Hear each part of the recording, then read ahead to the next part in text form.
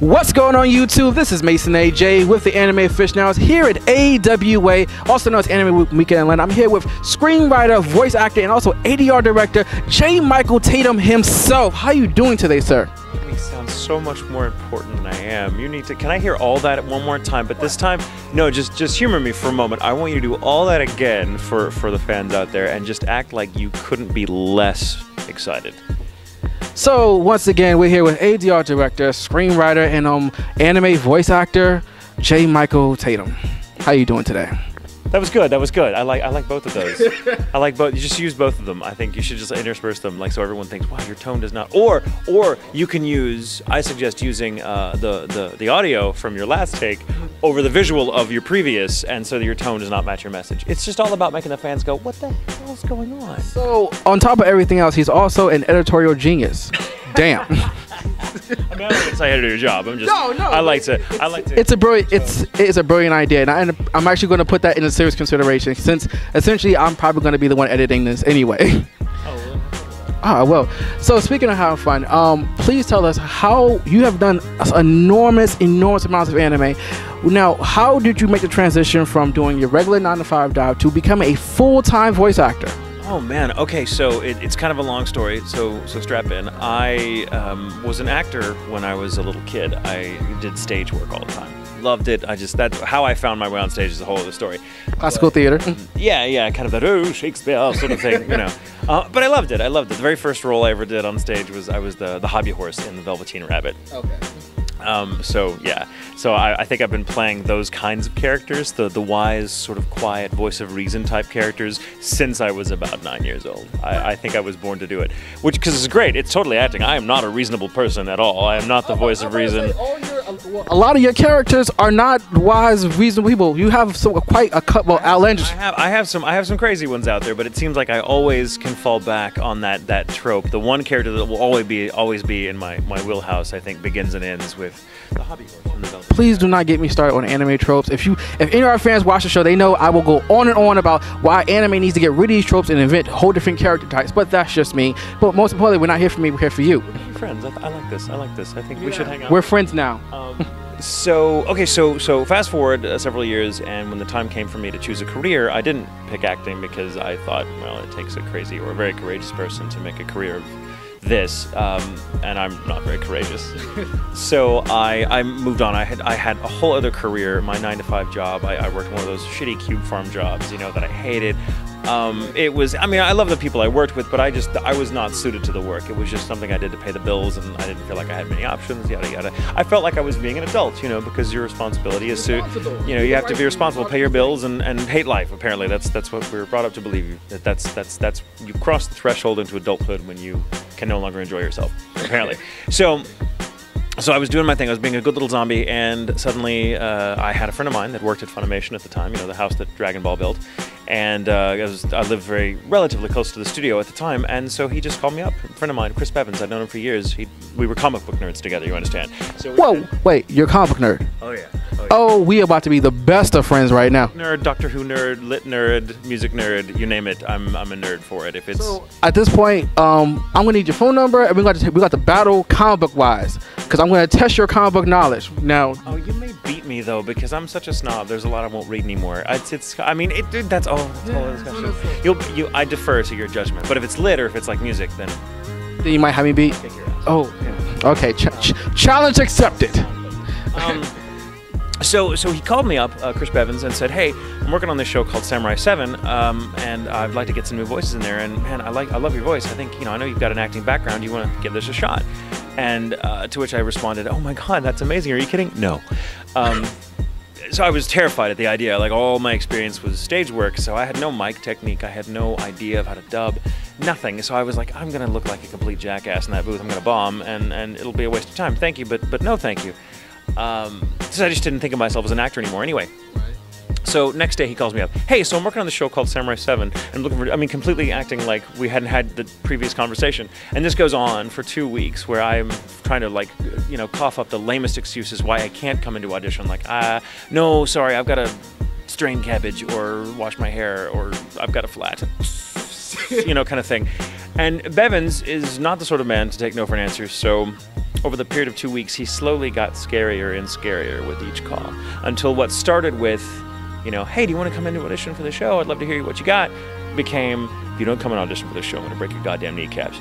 So I finally came in under protest. It was a Sunday afternoon. It was 4 hours, 4-hour long audition. Now, all of my experience prior, as I said, was stage.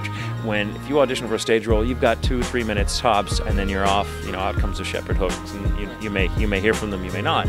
So the idea of being in the booth, auditioning for a role for 4 hours, matching the animation, working with a dub script, which is a very different kind of beast than a normal, like a playbook or a, you know, a film script. It's very, very different technically looking. So it takes, you know, you have to form new synapses in your brain to be able to read a dub script and to make sure that it crosses over and that you can act and find the voice. I mean, it's really challenging, and I was sweating bullets. It was voice acting ADR boot camp, basically, with Bevins. Just like gone was the Bevins that I was a comic book nerd with, and who had spent many evenings crashed on my couch with my cat on his face. And he's now like this scary, frightening, intense Stanley Kubrick type character who's like, why, no, more, do it, more voice, so stop, you scream, cry, I'm gonna punch you in the balls until we get this right, sort of thing. Get this right or the puppy gets it, kind of thing. And at the end of those 4 hours, I stepped out of the booth, confident that I had screwed it up and he would now leave me the hell alone. And he's like, here, sign some of these papers, and I'm signing these things, which I thought were non-disclosure agreements, NDAs. Which, my first mistake, I didn't read them very closely. And as I'm signing it, I made some glib comment to the effect of, how the hell do you people get anything done if it takes you 4 hours to audition every single person? And he just smiled and said, oh, it took 10 minutes. We've actually just recorded the first 6 episodes, and you just signed a contract. So we'll see you next Sunday at 2 o'clock.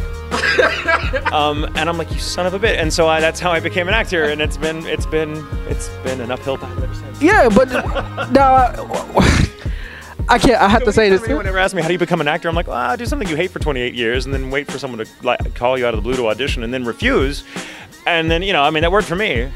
Okay, so you've done, from that first anime, you've done so many other animes, like, since then. Has it been challenging to adapt yourself to these new roles, especially since, like, as you said before, you weren't really trained as a voice actor? Yeah, I think, you know, what helps, so I wasn't trained as a voice actor, but I come into it with an acting background.